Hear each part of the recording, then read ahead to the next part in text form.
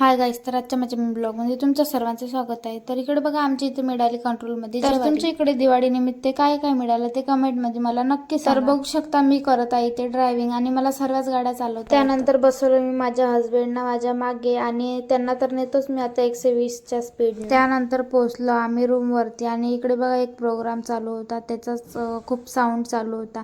हे बघा ना, आलो कितीतरी दिवस. माझ्या रूमवर काही राहणं नव्हतं, त्यामुळे पूर्ण असे कोंब येऊन गेले आलूला. त्यानंतर काढली मग मी दिवाळीची. हळदीचा प्रोग्राम चालू होता, तर तिथे मस्त असं डीजे वाजत होता, तर मी नाचत पण होती आणि कामं पण करत. दिवाळीची साफसफाई काढली होती मी आल्यास. तर इकडं सर्वात आधी भांडे वगैरे घासून घेतले मी आणि यांचं इकडं काम पण चालू होतं आणि इकडे माझे भांडे चालू होते. बाईच्या जातीला किती कामं असतात ना.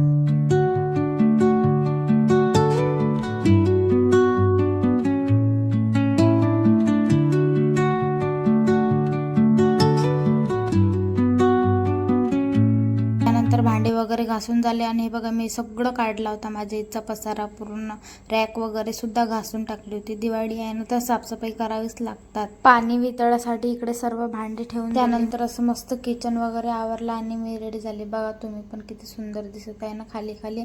पण हे सर्व काही आणखी इथे सामान लावायचं होतं मला नंतर, पण असं खाली पण किती सुंदर दिसते. यांची इकडे तयारी चालू होती आणि माझी तयारी झाली होती. नंतर निघालो आम्ही बाहेर जाण्यासाठी. सर्वात आधी जायचं होतं मला सुपर मार्केटमध्ये, तर मग तिथनं थोडंसं जाऊन सामान वगैरे घेतलं. आमच्या रूम पासनं हे सुपर मार्केट खूप जवळच आहे, अगदी 5 ते 10 मिनिटाचाच रस्ता. त्यानंतर आम्ही तिथे सर्व सामान वगैरे घेतलं आणि काउंटरवर गेलो. बाहेर आल्याच्या नंतर कधीच काम करून आम्ही घरी वापस जात नाही, थोडासा फेरफटका मारतोच. त्यानंतर भाजीचं घ्यायला गेलो, मग आम्ही तिथनं भाजी वगैरे घेतली आणि लवकरच निघालो, कारण आम्हाला बाहेर पण जायचं होतं थोडंसं. तर तुम्ही बघू शकता, आम्ही आलो होतो भारतीय उत्सव क्राफ्ट इथे आणि ते सर्व दिवाळीचे जे आपण साहित्य घेतो घरामध्ये लागणारे, होम डेकोरेट वगैरे सर्व गालीचे वगैरे सर्व कुंड्या आणि मेकअपचं ज्वेलरी, कपडे सर्वच इथे बघा तर किती सुंदर सुंदर आहे ना.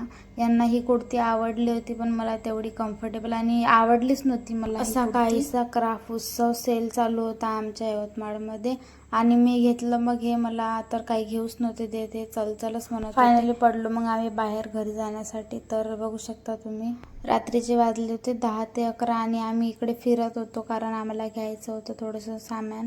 तर नाहीच भेटलं शेवटी, दुकानं सर्वच बंद झाले. त्यानंतर आलो मग घरी. चला तर मग भेटूया उद्याच्या ब्लॉगमध्ये. बाय.